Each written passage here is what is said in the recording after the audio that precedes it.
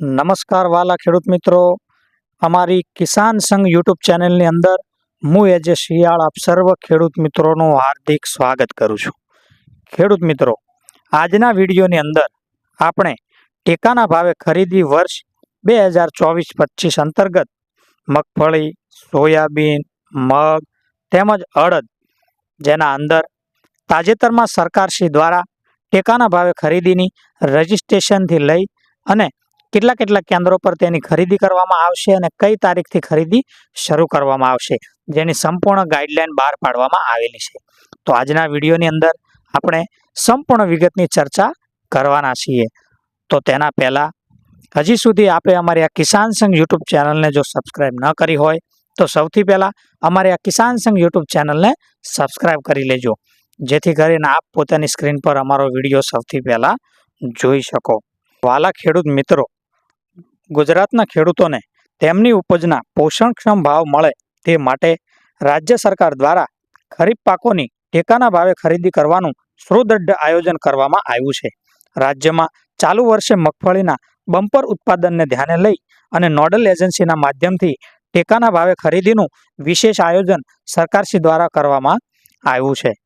ભારત સરકારના પ્રધાનમંત્રી અન્નદાતા આય સંરક્ષણ અભિયાન અંતર્ગત પ્રાઇસ સપોર્ટ સ્કીમ એટલે કે PSS અંતર્ગત મગફળી, સોયાબીન, મગ તેમજ અડદ પાકની ખરીદી થવાની છે।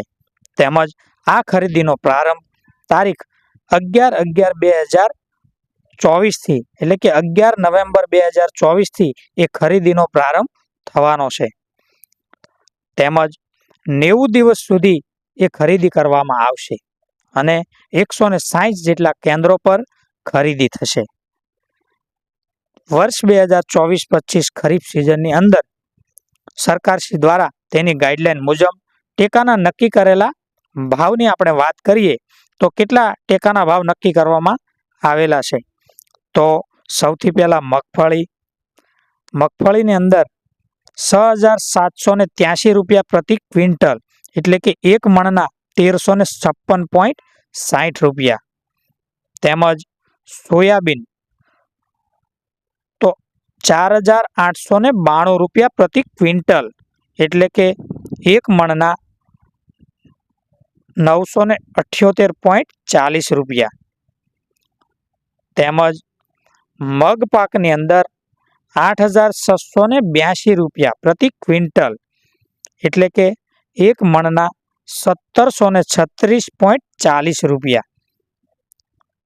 ત્યારબાદ અડદ પાકની વાત કરીએ તો અડદ પાકની અંદર 7,400 રૂપિયા પ્રતિ ક્વિન્ટલ એટલે કે પ્રતિ મણની અંદર 1,480 રૂપિયા નક્કી કરવામાં આવેલા છે। ત્યારબાદ ટેકાના ભાવે ખરીદીના રજીસ્ટ્રેશનની વાત કરીએ તો તારીખ 3/10/2024 થી 31/10/2024 સુધી ઓનલાઈન અરજી કરવાની રહેશે।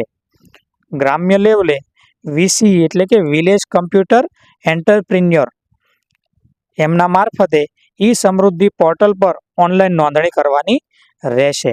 વાલા ખેડૂત મિત્રો, ઓનલાઈન નોંધણી કરવા માટે કયા ડોક્યુમેન્ટની જરૂરિયાત રહેશે તેની વાત કરીએ તો આધાર કાર્ડની નકલ, બેંકની પાસબુકની નકલ અથવા તો કેન્સલ ચેક તેમજ મોબાઈલ નંબર ફરજિયાત દાખલ કરવો તેમજ તાજેતરના 7/12/8 ઉતારા, નમૂના નંબર 12માં પાક વાવેતરની એન્ટ્રી જો પડેલી ન હોય તો તલાટી મંત્રીશ્રીના સહી સિક્કાવાળો પાક વાવેતરનો દાખલો, આટલા ડોક્યુમેન્ટ લઈ અને તમે ઓનલાઈન અરજી કરી શકો છો। તો વાલા ખેડૂત મિત્રો, જો તમે સરકારશ્રીની આ PSS સ્કીમનો લાભ લેવા માંગતા હોવ તો હાલ જ રજીસ્ટ્રેશન ચાલુ છે, સમય મર્યાદાની અંદર રજીસ્ટ્રેશન કરાવી દેવું। ખેડૂત મિત્રો, જો આપને અમારો વિડીયો પસંદ આવ્યો હોય તો અમારી આ કિસાન સંઘ યુટ્યુબ ચેનલને લાઈક જરૂરથી કરજો તેમજ કાયમથી અમારી આ યુટ્યુબ ચેનલની સાથે જોડાયેલા રહેજો, જેથી કરી અને આવી અવનવી માહિતી તમને મળતી રહે। આભાર।